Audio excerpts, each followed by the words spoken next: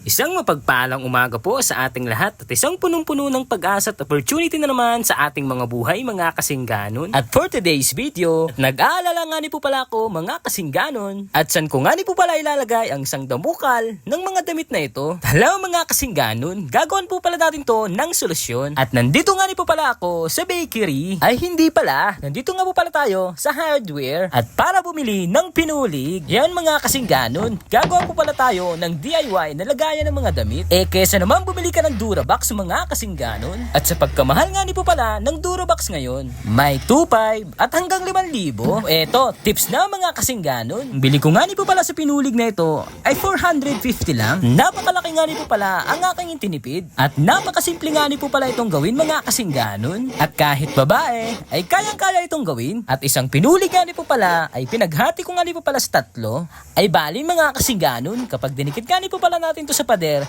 ay magiging 3rd floor to. Ay naku, mali mga kasingganon, 3 layer pala. Yan mga kasingganon, masaya tayo nagagawa nito. Eto na nga ni po pala mga kasingganon. Lagyan nga po pala natin yan ng patigas. At hala, talagang bumigay ka pa. At isa pa nga, yan, ay talagang bumalikot pa rin. Ay ano na ari?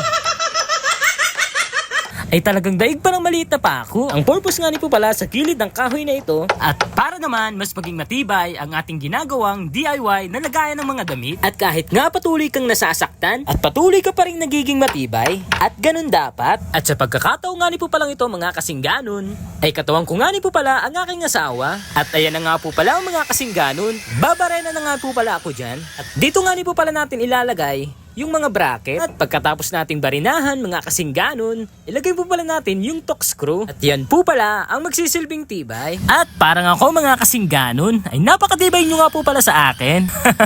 Ilagay na nga po pala natin ang wall bracket. At talagang napakatibay nga ni po pala nito. 1 tonelada nga ni po pala ang kaya nito. Uy, ay talagang napakatibay nun. At ayan mga kasingganon, natapos na nga po pala natin ito. Pintura na nga lang po pala ang kulang nito. At hala mga kasingganon, at eto na nga ni po pala ako, nagpipintura nga po pala ako ng ating lagayan ng ating mga damit. Yan. Sapagkat naman, talagang napakarami naming damit sapagkat kami laging nagbubukas ng ukay-ukay. Tingnan nyo po, talagang napakarami po ng aking kamay sapagkat po ay nagpintura.